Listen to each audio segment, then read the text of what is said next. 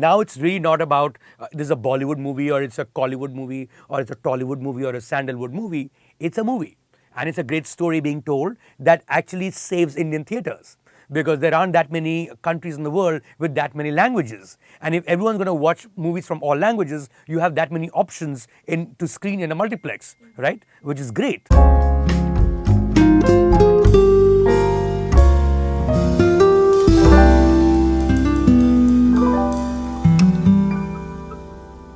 I think it was a fabulous year in the sense that it was unpredictable. You couldn't tell what's going to work, what's not going to work. There was immense choice, immense variety. There was a tussle between OTTs and cinemas, which is great for both actually, which means greater choices too. So yeah, and stuff came from all over the place. And of course, we rediscovered the South, as it were. South rediscovered something else. Something else discovered somewhere else. So, it was an interconnected world as it's always been, but finally getting out of home, getting entertainment which is not just OTTs, which is also theatres, and within OTTs getting into options which is far beyond just series and movies.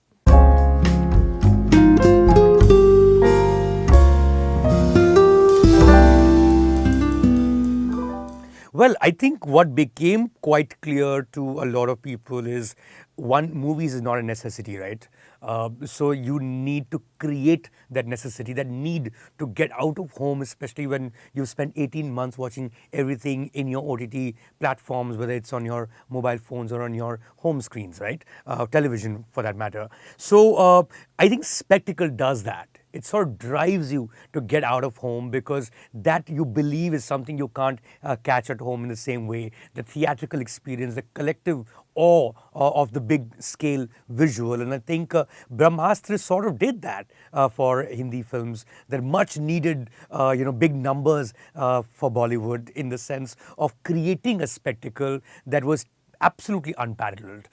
It was world class. The kind of money that was spent in creating that special effect was something that you would expect only from Hollywood, purely because Hollywood has a global audience. So it can spend that kind of money knowing that the whole world is going to watch it. It was Disney, a Hollywood studio, right, for once spending on content which is not just American. I don't know if they're going to ever do it again, but certainly they spent about 750 crore, and of which a good portion was spent in the first edition of Brahmastra itself. So it created a franchise. I wish it was a better story, though. I wish it, but I guess, it sort of will unravel as we watch the second and the third parts, a trilogy after all. But yeah, so there was that element. There was secondly the element of RRR. Right, this hardcore masala, mainstream, Manmohan Desai kind of 70s entertainment, a bromance, as it were, in the mainstream space. And of course, we'd seen this before, but we'd never seen it with that much technical advancement in place. Right, and that was a huge one for us, coming from the director of Bahubali, that's S.S. Rajamouli. So there was already a huge expectation, and he delivered in a way that was fantastic. And I think it was not just Indians, it is also people who watched RRR on Netflix, right? And there was a massive group that came together and got so excited about the film in Japan, in America, that they decided to project it in the cinemas there. And then the word of Rajamouli grew, the word of RRR grew, the roar, as it were, it grew. And we've come to a point where I'm having this conversation in December end, in 2022, and it's good chances are that the movie will be nominated for the Oscars in a way that no Indian movie has come close. Of course, we've had like a Salam Bombay and Mother India and Lagan, but those were just for international picture where they're all competing with entries from other countries. This is hardcore Oscars we're talking about, hardcore American mainstream cinema we're talking about. And yeah, I think the next step for Rajamouli is really going to be a Marvel movie. And what stops that from happening? Is this going to be the Crouching Tiger, Hidden Dragon moment for India? Who knows? But I'm saying these two things speak of the volume that you can create, the buzz you can generate from technology. And that's RRR globally and Brahmastra within India, of course.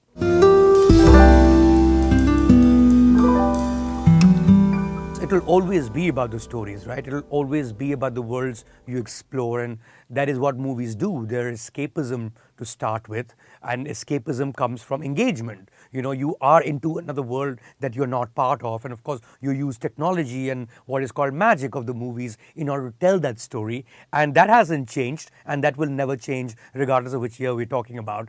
To give you a good example, if you just take a look at the films that have been shortlisted so far, only a few of the names have come out from the categories. I mean, take a look at a film that is a documentary from India, All That Breathes, which is about three brothers trying to save, a bird in Delhi. That's a story being told. RRR is, of course, a bromance in a pre-unit film. That's also a story being told. You take a look at Elephant Whisperers, which is about human relationship with an elephant, right? That's also a story being told. It's just so completely varied, and that's what makes it exciting to watch movies or to watch television shows also, isn't it?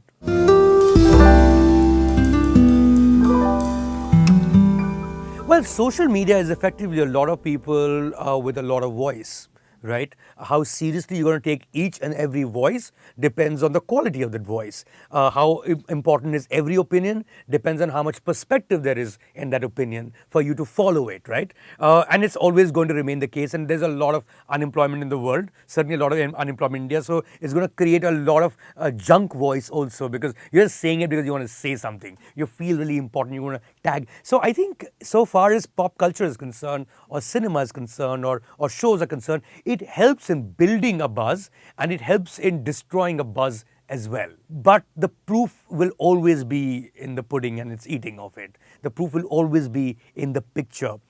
I think the one big fallout I thought in 2022 was Laal Singh Chadda. I really felt that film did not get a chance in the theaters. It was a fantastic movie, mounted, scaled beautifully, telling a lovely story that I was personally drawn by. We've seen Forrest Gump, but this was a lovely adaptation bringing contemporary Indian history into Forrest Gump. It was a story that needed to be told. It was a story that needed to be enjoyed on the big screen. And there were a lot of people who watched that film on OTT thereafter and loved it. So why didn't they go to the theater, right? And I think one of the things that people did not go to the theater for is because of a whole bunch of people saying, oh, it's not great, it's not good. And as it is, people had inertia over going to cinemas at that point, right? People were too used to staying at home.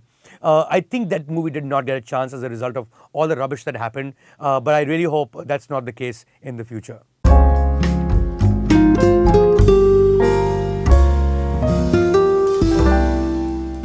Obviously, at some point or the other, audiences at large would have sort of entered that whole OTT space. It was going to happen anyways, just that pandemic made what would have been a change over 10 years take all of that put together in 2 years, right? And literally everyone now is consuming some kind of OTT content or the other.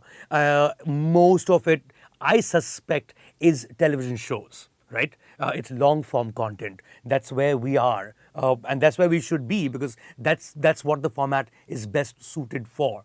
And TV shows have always been watched, even before OTTs were in the picture, where we only watched television, as it were. Indians were watching 4 hours of television every day. So that's 4 hours of binge of any show right now on OTT platform. So that doesn't excite me so much. I mean, there's great stuff, don't get me wrong. It's amazing stuff out there, whether it's Indian or international. But what excites me about OTT is how it expands our choices into genres that we did not delve into before.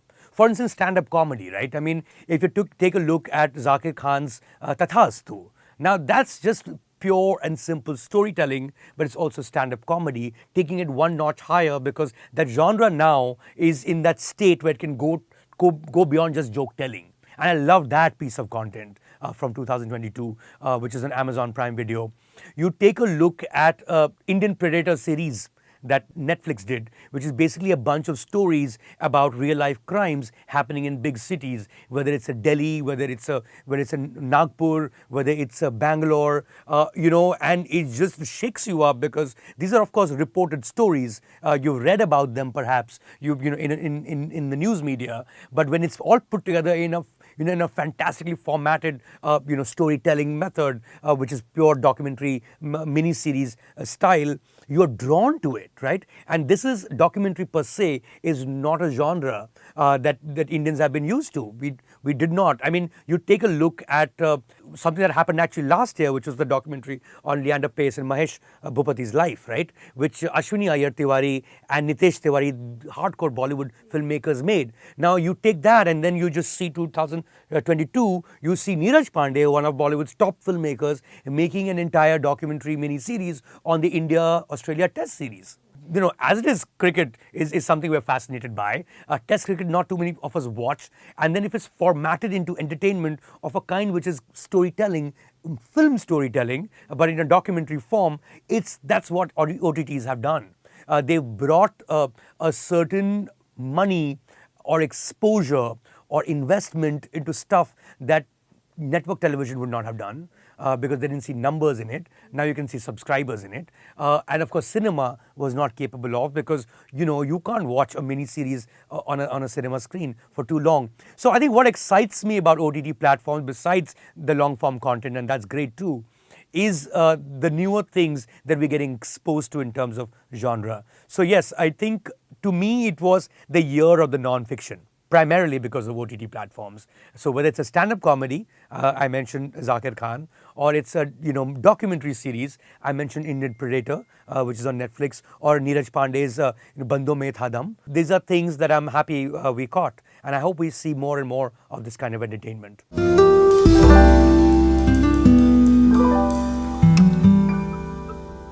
I don't see any language as regional, to be honest. I don't think any language is, vernacular or mainstream or universal. I think language is essentially just a form of telling that story within a larger thing, which is cinema, which is actually the real language, right? So to a lot of people, including me, it doesn't matter that I watch, say, Pushpa or a KGF or a Kantara in Hindi, because that's really what I did it in. It was in the dubbed version. They were speaking Hindi all right, but I think what they were trying to say is far more important than the language they were saying it in. And we've reached that across the world now. So it doesn't matter to anyone whether Squid Game is in Korean. It doesn't matter to anyone that Narcos was in Spanish or Money Heist was in Spanish. So that way the world is coming together, and because it's coming together on the internet, it had to show on the cinema screen too. It had to spill over into the larger theatrical entertainment. These are people who've seen South Indian films one after the other on satellite television and on OTTs and on YouTube all through. Now they can watch it on the big screen too. So it was inevitable, I think, and I'm glad it's happened, because now it's really not about this is a Bollywood movie or it's a Collywood movie or it's a Tollywood movie or a Sandalwood movie. It's a movie, and it's a great story being told that actually saves Indian theatres, because there aren't that many countries in the world with that many languages. And if everyone's going to watch movies from all languages, you have that many options to screen in a multiplex, right? Which is great for the theatrical business as well. In that respect, I have to say, I think the big news of 2022, at least for me, was Sandalwood. I didn't even know Bangalore makes that many movies, right? And Kantara was this film that came from nowhere, and it captured public imagination. KGF, of course, didn't come from nowhere. KGF had already been made. It was a huge success. And then KGF 2 got made, and it became the biggest thing ever. Like 1,400 crore means that everyone in every small town, in every nook and cranny of India has watched that film in a theatre. Because you only have that many screens, right? And only that many seats. You have to fill up all of them to make 1,400 crore. So everyone went to watch KGF 2. We'd obviously consumed Telugu cinema. We obviously consumed Tamil cinema. Malayalam, of course. Malayalam is the big draw in OTT platforms. Anyway, they make the best, from an artistic perspective, the best movies. But hey, there's Kannada movies too. So that was the big news of 2022, according to me. Here's the thing, I have to make a disclaimer here that we are having this conversation on the 22nd or 23rd of December actually, and I still have about 8 days to go and a lot of stuff to catch up on, because we are going to put together a long list for people to vote for the Hit List Awards in 2023, and that will entail everything that we watched in terms of series, at least. But so far, from what I can remember of this year, I think this year belonged, at least so far, just let you know, I haven't seen Cat yet, I haven't seen Khaki yet, I haven't seen Good Luck 3 yet, I haven't seen Pictures 2 yet, and then of course there's so many others that I haven't seen. But from the ones that I have seen, I think Rocket Boys is something that I've totally loved in terms of the storytelling, in terms of what it's talking about, in terms of the world it enters. Science in any case is not something that's easy to tell in a storytelling format, but it's not just science, it's also institution building. There is, Sarabhai, there is Homi Bhabha, there's history, and there is phenomenal work on production design. Excellently put together show. So love that. That was the best news show that I'd seen in 2022 so far. Best new season, of course, belongs to Panchayat. It's hard to beat Panchayat, and then you do it with Panchayat 2, to sort of set a new benchmark, to take the whole thing into another space altogether. Don't want to give out too much, no spoilers, but yes, to switch genre, as it were. It's not just light and fun, and it is all light and fun, but it can also have some depth beyond that. So I was totally floored by Panchayat 2, and of course I saw a lot of other shows too, but these two immediately come to mind. Well, I think these best of performer or best shows, I think these, one, they have a huge recency bias. Something you've just seen recently, it remains with you far more. Second, ideally we shouldn't put too much thought into it. What comes to your head is the more emotional, more real, more visceral response. And immediately what comes to my mind from 2022 in terms of what blew me away from television shows will have to be Jim Sarab. Jim Sarab from Rocket Boys, I think was phenomenal. I think that role was just literally written for him. He was born to play that part. And of course he played, we've seen him in lots of shows before, but I don't think anything has fit him so well. And that meaty a character, that colorful a character, that important a character. It's a role from history, right? So it was fantastic. I loved Jim Sarab from Rocket Boys, and now I'm thinking about movies, and I think in that sense the year also belonged to Alia Bhatt. You can't take away Alia Bhatt from Gangubai Kathiawar. It's not a role that was written for her. I'm pretty sure she's not, even in terms of frame, in terms of structure, in terms of the way she looks, that's not her, right? So for the leap of imagination on the part of the director, that's Sanjay Leela Bhansali, the effort that she must have put in to get into that role was fabulous. And then of course she, hit it out of the park again with Darlings, which is another lovely film on Netflix. And of course, here she was playing a person of roughly the same background as Gully Boys, same milieu, same city, talking about a lower income group. All of it is outside her comfort zone, and yet it's a role that she's played before, and she's played it so differently with Darling. So I was quite floored by Alia Bhatt in 2022.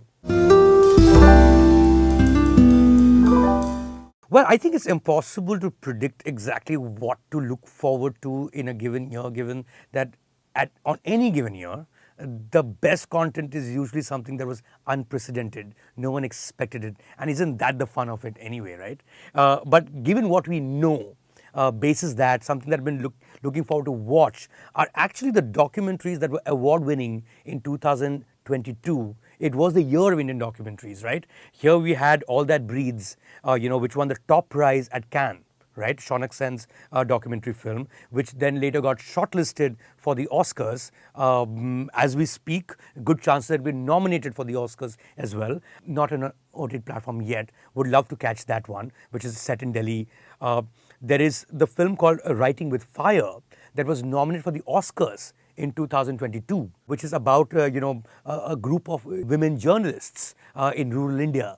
Dying to watch that film. Then there is the film called While We Watched, which is a documentary on Ravish Kumar, the journalist. That was also a hugely fated film that won the top prize at Toronto Film Festival. But the guy Vinay Shukla, who had made a fantastic documentary on Kejriwal, on the Aam Aadmi movement before, right? So these three films, I know they've picked up such massive prizes in the world circuit. They haven't come out in India yet. Would love to watch these three for sure. In terms of hardcore mainstream entertainment, can't wait for anything that Zoya Akhtar does, right? And there's Archie coming out, which looks completely fabulous in its own way. God knows what it's going to be. It's got a lot of flack for no reason. You can't give a movie a flack for watching its just an image from it. But she's never put out something that has no meaning, that has no depth attached to it. I think she'll do a fabulous job. I hope she does a fabulous job. And everyone's like grown up on Archie, right? So this is what we know. But I'm 100% certain something will come in 23. We'll be talking about it at the end of the year. That would have just blown our minds, and we would have never predicted it in this conversation anyway. Subscribe to Midday India. Get direct notifications on all our videos by clicking on the bell icon.